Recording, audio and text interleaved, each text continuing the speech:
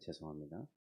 오늘 우리 본문 말씀은 시편 34편 4절부터 7절 말씀을 우리 어제 이어서 보도록 하겠습니다. 시편 34편 4절부터 7절 말씀입니다. 네, 우리 찾으셨으면 합독합니다. 내가 여호와께 간구하며 내게 응답하시고 내 모든 두려움에서 나를 건지셨도다. 그들이 주를 앙망하고 광채를 내었으니 그들의 얼굴은 부끄럽지 아니하리로다. 이 곤고한 자가 부르짖음에 여호와께서 들으시고 그의 모든 환난에서 구원하셨도다. 여호와의 천사가 주를 경외하는 자를 둘러 진치고 그들을 건지시는도다. 아멘.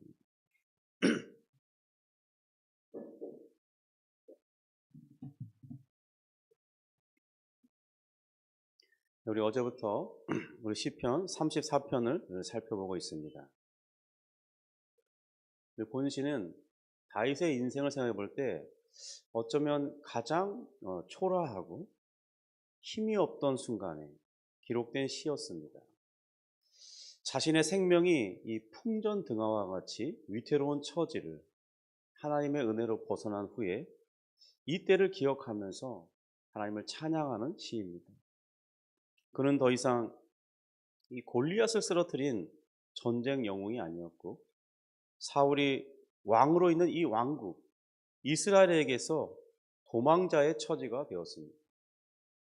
도망자가 된 것도 그렇지만 더욱 어려운 상황이 된 것은 그 도망친 곳이 하필이면 이 적대적 세력인 이 블레셋 땅 그리고 원수 골리앗의 출신지인 가드였던 것입니다.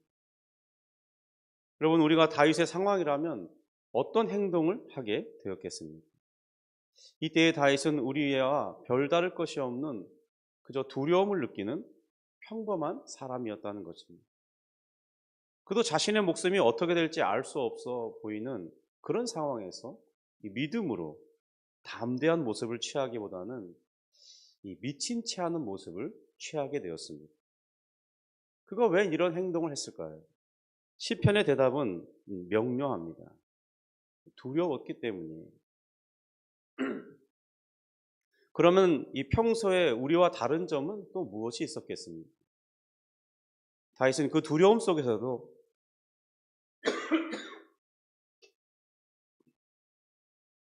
하나님을 떠나지는 않았다는 점입니다. 사람들은 일반적인 두려움에 사로잡히면 이 안절부절하지 못하는 그런 행동을 해요. 그리고 그 두려움 때문에 위축된 나머지 너무나 두려워하게 되면 이 바른 생각, 바른 판단을 하지 못하게 됩니다. 우리 4절인데요. 내가 여호와께 간구하며 내게 응답하시고 내 모든 두려움에서 나를 건지셨도다.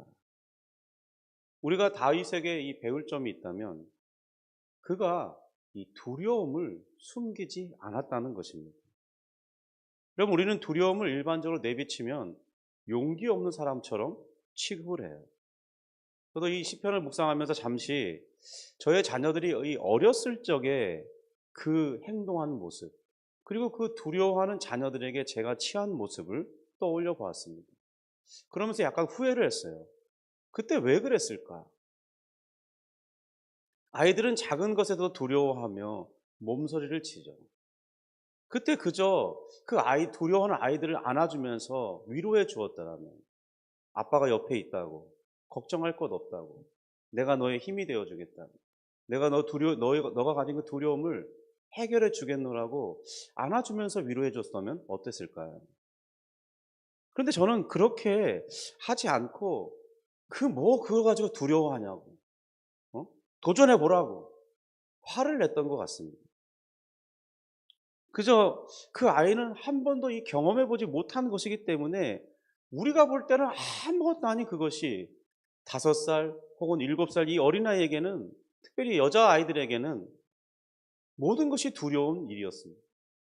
자전거를 탈 때도 그랬고, 징검다리를 건널 때도 그랬고, 약간 무서운 놀이기구를 탈 때도 그랬고, 놀이터의 그물망에 올라가는 그 아이가 그랬습니다. 지금 저는 저의 자녀들에게 용서를 구하고 싶은 마음입니다. 아빠가 어리석었다고 말이죠. 두려움을 느끼는 것은 잘못이 아니었죠. 오히려 그때 저는 이 시편 33편을 깊이 묵상하고 제 자신에게 적용하고 있었더라고요. 그 두 자녀에게 그 두려움을 인정하고 그러나 하나님이 도와주실 것임을 말해 주었을 수 있었을 것입니다. 그런데 저도 제 어린 시절을 돌아봤어요. 그런데 누구도 그런 사실을 가르쳐 준 적이 없었던 것 같습니다. 왜냐하면 나의 부모들도 형들과 누나도 다윗과 같은 신앙의 경험이 부재했었기 때문이죠. 어떻게 대처해야 되는지를 그들도 배우지 못했고 이 각자 어리석은 방법으로 극복했던 것입니다. 저도 그렇게 배운 사람 중에 한 사람이죠. 그러니까 자녀들에게 동일하게 말했던 거예요. 그걸 하면 되지 뭐 그렇게 벌벌 떨고 있냐. 왜 그랬는지 참 후회가 많이 됩니다. 다윗은 자신의 이 두려움이 복합적이었다고 고백합니다. 원문은 내 모든 두려움들 이렇게 말합니다. 내 모든 공포들이라고 말해요. 한글의 다른 번역들은 번역본들을 살펴보니까 한결같이 이 두려움을 단수로 번역했습니다. 그런데 영역본들은 모두 다 이 복수로 번역하고 있어요. 그러니까 다윗이 두려워한 이유가 한두 가지가 아니었던 것입니다. 그의 상황이 그러니까 어디도 피할 수 없는 징태양난의 상황이었던 거예요. 뒤에는 사울과 그의 군대가 쫓고 있습니다. 앞에는 자신을 원수로 여기는 가장 이 치욕을 안겨준 대상인 다윗이잖아요. 그러니까 블레셋에게는 죽여야 할 1순위의 대상이었던 거예요. 마치 오늘날 범죄자를 수배하듯이 그런 수배자 전문의 첫 번째 자리를 차지하는 사람이었습니다. 그러니까 그가 자신의 몸을 숨길 수 있는 어떤 무공을 배운 사람도 아니고 오늘날 이 영화처럼 투명 망토를 갖고 있는 것도 아니었어요. 그러니까 그의 상황은 겹겹이 쌓인 이 두려움과 이 도망자로서의 불안함, 생존에 대한 공포가 이 마음에 가득했던 것입니다. 과연 우리 중에 누가 이런 상황에서 담대하게 그 상황을 대처할 수 있겠습니까? 아마 우리도 두려워서 한 발도 내딛지 못하고 안절부절하면서 웬만하면 뒷걸음질 치고 마치 우는 어린아이가 같을 수밖에 없는 것입니다.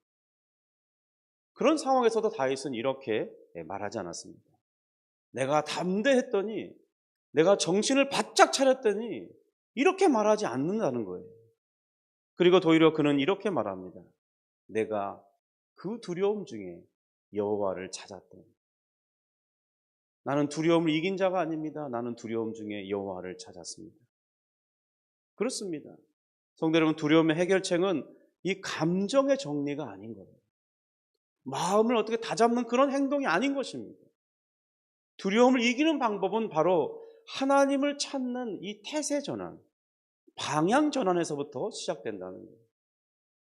그러나 세상은 그렇게 말해주지 않죠. 세상은 그걸 미리 예측하고 대비하라고 말합니다.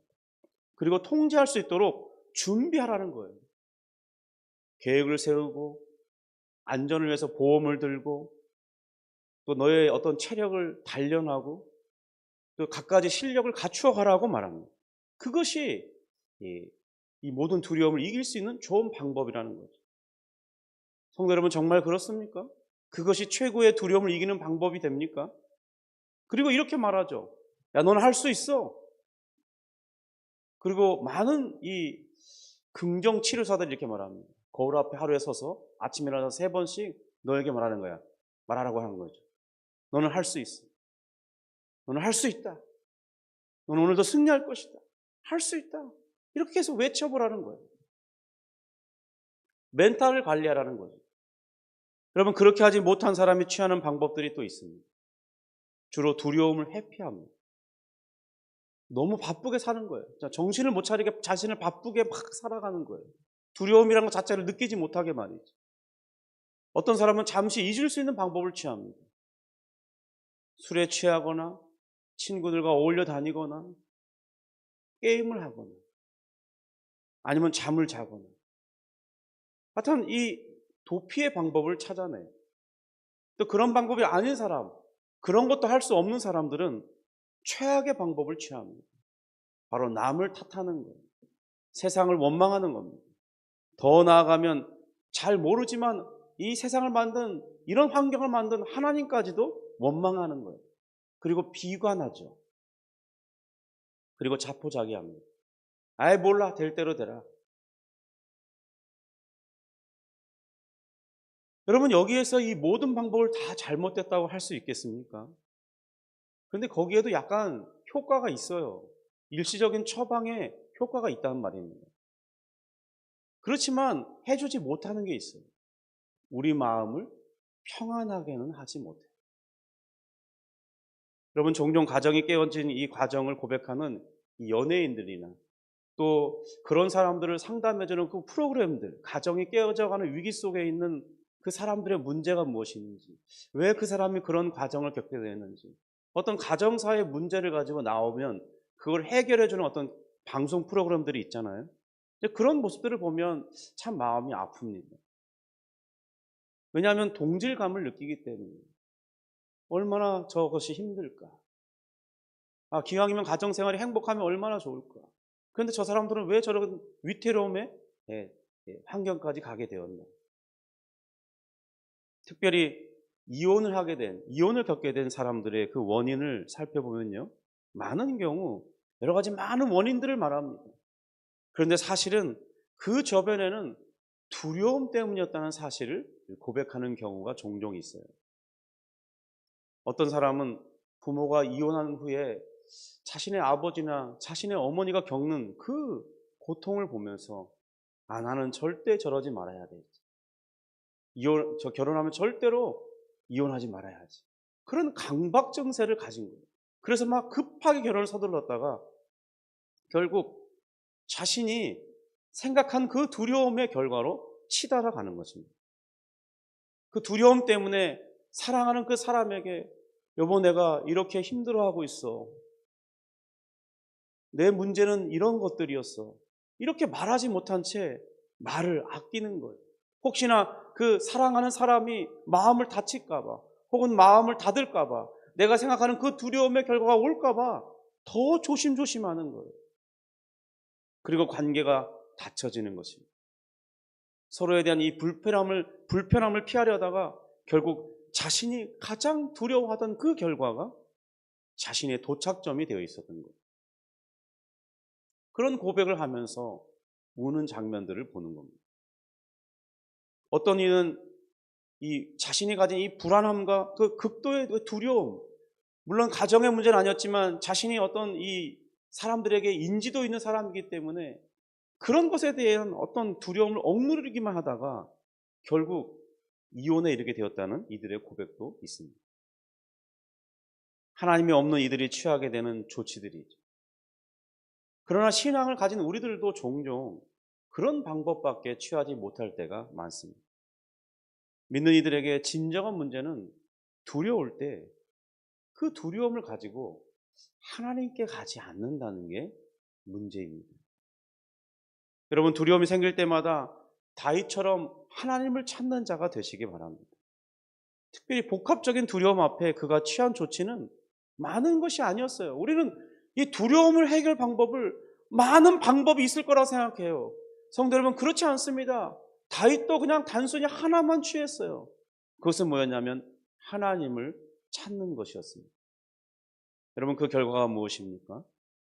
내가 여호와께 간구하매 내게 응답하시고 내 모든 두려움들 들에서 나를 건지셨도다. 할렐루야. 여러분, 이것이 우리의 신앙의 고백이고 두려움에 대한 해결책이어야 하는 것입니다. 5절입니다. 우리 같이 5절을 읽어보겠습니다.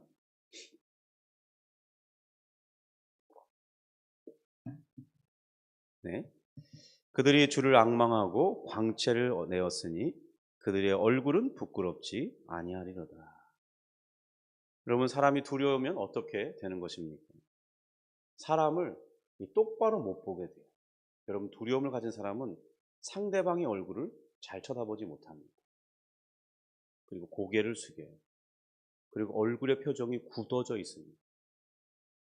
여러분 다윗은 그걸 수치심이라고 말해요. 무능력해진 자신을 보는 거예요. 마음이 어두워져 있는 것입니다.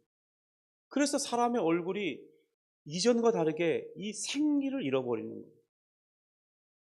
다윗은 이렇게 고백합니다. 주를 앙망한 사람들은 얼굴이 달라졌다. 여러분 지금 이 상황이 그의 그 두려움을 유발하는 상황이 바뀌었기 때문에 얼굴이 바뀐 게 아니에요. 그 원인은 지금 무엇을 바라보실 것이냐의 차이에서 나타난 결과입니다. 그러니까 바라보는 대상을 바꾸니까 그들의 얼굴 표정이 바뀐 것이죠. 두려울 때 우리가 주로 취하는 모습은 이 문제만 골똘하게 바라보는 겁니다. 그리고 사람의 평가만을 생각해요. 저 사람이 나의 이런 환경, 이런 처지가 된 것을 어떻게 생각할까? 거기에만 신경을 너무나 쓰는 거예요. 머리가 아플 정도로 말이죠. 그리고 앞으로 내가 망할지도 모르겠다는 그런 부정적인 생각만을 바라보는 겁니다. 여러분, 그러니까 그의 얼굴에 광채가 사라지는 거예요. 그런데 다윗은 말합니다. 그들이 주를 앙망했다. 그들이 주를 바라보았다. 여러분, 하나님을 본 결과 문제가 작아진 것이 아닙니다. 여러분, 문제가 사라지는 게 아니에요. 하나님 찾는다고 문제가 결코 쉽게 해결되는 게 아니에요. 그러나 저들의 마음속에 다시 하나님이 커지기 시작한 거예요. 하나님이 위대하신 분임을 깨닫게 된 거예요. 하나님은 원래 그러셨던 분이죠. 그런데 우리가 잊고 있는 거예요. 문제 때문에. 그런데 다시 그들이 하나님을 바라볼 때 이 문제보다 크신 하나님을 바라보니까 문제가 작게 생각되는 것뿐이에요. 그리고 이 문제를 통치하시고 이 문제를 주관하시고 이 문제를 해결하실 수 있는 그 하나님을 바라보니까 드디어 이 문제가 자신의 마음속으로 들어왔을 뿐입니다. 여러분, 우리의 문제가 무엇입니까? 우리 마음이 하나님을 쳐다보지 않기 때문에 문제 앞에 이렇게 꽉 짓눌리는 것입니다. 그래서 사실은 그 문제를 해결할 수 있음에도 불구하고 두려운 마음 때문에 더 위축되고, 이미 하나님이 우리에게 능력을 주시고 우리에게 천사를 붙여주시고 도울 자를 붙여주시고 하나님의 때가 되면 다 그 기가 막힌 타이밍에 인도해 가실 텐데 우리가 하나님을 바라보지 못하니까 문제 앞에 그냥 꽉 눌려서 아무것도 하지 못하는 거예요. 여러분, 하나님을 바라보면요, 하나님의 그 크신 능력을 바라보면 우리 문제가 틈이 보이기 시작해요. 이 문제가 나를 엄몰할 수 없다는 것을 알게 돼요. 나를 죽일 수 없다는 사실을 깨닫게 됩니다. 그래서 문제가 작아진 것이 아니라 사실은 문제는 다 그냥 그대로인데 내가 그 문제를 품을 수 있는 하나님의 그 능력으로 바라볼 수 있는 시야의 차이가 생기는 것이죠. 여러분, 얼굴은 지금 그의 마음이 무엇을 바라보고 있는지에 대한 거울과 같은 거예요. 지금 우리의 얼굴은 어떤 상태입니까? 여러분이 무엇을 바라보냐에 따라서 여러분의 얼굴 광채가 달라지는 거예요. 근심하는 자의 얼굴과 하나님의 평안으로 하나님을 바라보고 있는 자에 대한 이 하나님을 바라보기 때문에 이 문제가 작아 보이는 사람, 이 두 사람 같은 사람인데 두 얼굴을 보면 다른 거죠. 6절입니다. 이 곤고한 자가 부르짖음에 여호와께서 들으시고 그의 모든 환난에서 구원하셨도다. 다윗은 자신을 향하여서 이 곤고한 자라고 말합니다. 여러분, 한 가지 중요한 점은 다윗은 자신의 상황을 변명하지 않는다는 겁니다. 제가 좀 사정이 있었습니다. 나도 어쩔 수 없었습니다. 그래서 제가 미친 척 한 겁니다. 이렇게 핑계처럼 말하지 않는다는 거예요. 그냥 자신이 이렇게 말합니다. 나는 너무나 곤고한 자였습니다. 내 상황이 너무나 곤란했습니다. 그런 이 모습을 보고 계시는 하나님께서 그의 기도를 들으시는 거예요. 그가 얼마든지 블레셋에 잡혀서 죽을 수 있는 상황이지만 어쩌면 하나님께서 주신 지혜일지 모르죠. 지금 내가 미친 척 하는 것이 나를 살리는 유일한 방법이에요. 침을 흘리고 문지방에 다리를 툭툭 긁으면서 미친 척하면서, 그것이 어쩌면 하나님께 주시는 이 지혜일지 모르죠. 여러분, 그것을 과연 누가 어리석은 사람이라고, 용기 없는 사람이라고 비난할 수 있겠습니까? 여러분, 죽음을 생각해야 되는 사람 앞에 그 방법이 무슨 어리석음입니까? 그는 그런 속에서도 하나님께 도움을 기도했던, 하나님, 이런 곤란한 상황에서 나를 건져 주옵소서. 주여, 나를 생각해 주옵소서. 그의 기도에 하나님이 어떻게 응답하셨는지 우리 7절을 같이 읽어보겠습니다. 여호와의 천사가 주를 경외하는 자를 둘러 진치고 그들을 건지시는도다. 하나님은 다윗을 즉시 안전한 자리로 옮기신 것이 아니에요. 그러나 다윗의 삶은 바로 하나님의 은혜에 둘러싸인 것입니다. 비록 그것이 눈에 보이지는 않죠. 아무 일도 안 일어날 것 같아요. 그런데 하나님은 이미 그 자리에 있었던 것입니다. 여러분, 우리의 삶이 빈곤해지고 힘들어진 이유가 무엇입니까? 하나님의 성령께서 우리를 떠나지 않고 우리 주변에 우리와 함께하고 계시는데 우리는 그것을 보지 않는 거예요. 보이지 않는다고 부정해버리는 거예요.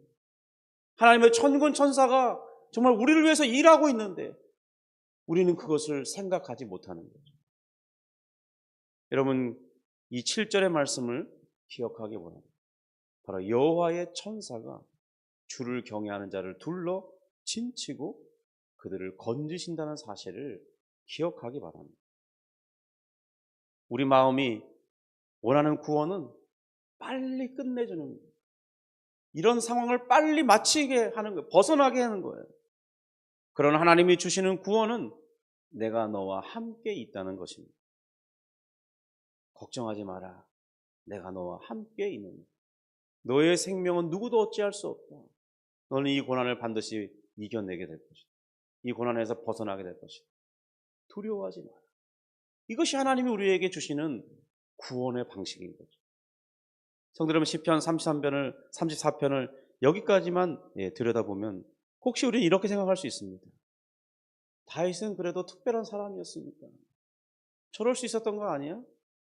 야, 그래도 다윗은 결국 살아남았으니까 이 말 하는 거 아니야? 여러분, 정말 그래서 이렇게 하는 걸까요? 성경은 이 시편을 다윗의 이야기로 끝내지 않습니다. 다윗은 두려움 속에서 여호와를 찾았고 하나님은 그를 건져주셨습니다. 그런데 다윗보다 훨씬 더 깊은 두려움 속으로 들어가신 분이 있어요. 바로 우리의 주님이신 예수 그리스도이십니다. 예수님도 두려워하셨죠. 그래서 겟세마네 동산에서 이 땀방울이 핏방울이 흐르는 것처럼 그렇게 기도하시면서 아버지여 내 마음, 이 제자들에게 말했죠. 내 마음이 심히 고민하여 죽게 되었느니라.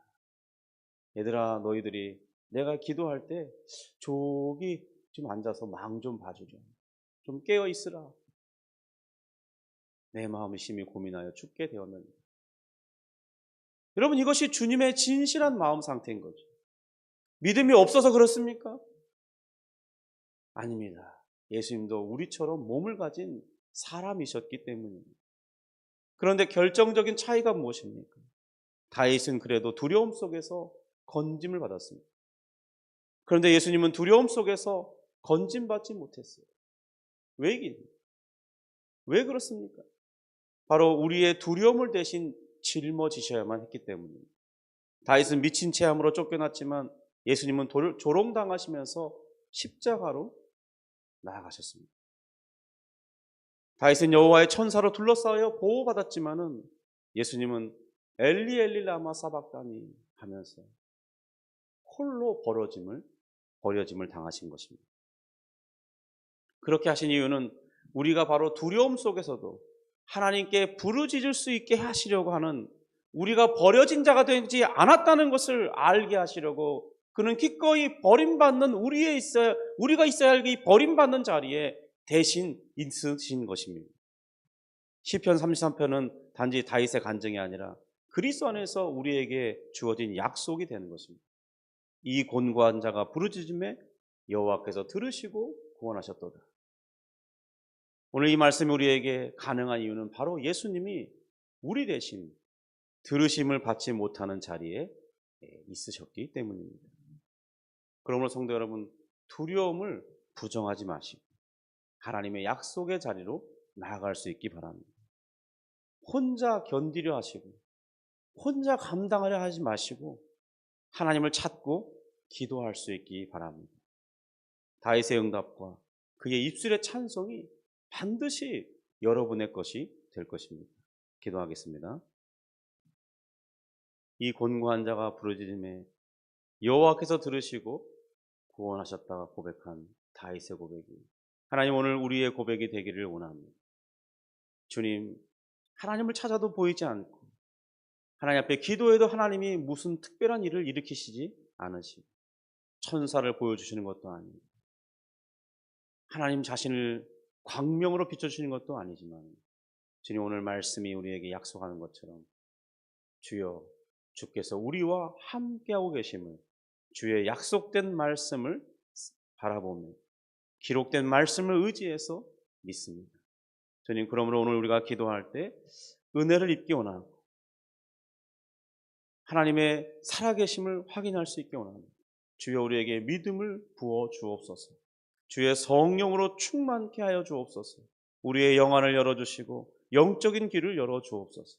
주님 그래서 우리가 볼 수 있게 하시고 듣게 하여 주시되 그것이 우리의 눈으로 보는 것처럼 우리의 어떤 귀로 듣는 것처럼 들리는 것이 아니라 우리 마음으로 보고 우리의 마음의 귀로 들을 수 있기를 원합니다. 주님 그래서 내 마음에 두신 그 평강과 평안으로 인해서 세상에 주는 모든 두려움 앞에 담대히 설 수 있기 원합니다. 주님 그것이 쉽게 물러나지 않을지겠지만 주님께서 나와 함께 하심으로 그 자리에 서서 견디게 하시고 하나님의 돕는 방법을 통해서 내가 알지 못하는 기막힌 방법을 통해서 그 두려움이 떠나가고 구원받는 자로서 우리 하나님을 힘있게 찬송하고 높여드리는 인생들이 되기 원합니다. 주여 주를 믿는 자에게 주께서 신실하게 응답하실 줄 믿습니다. 역사하여 주시옵소서. 예수님의 이름으로 기도합니다. 아멘.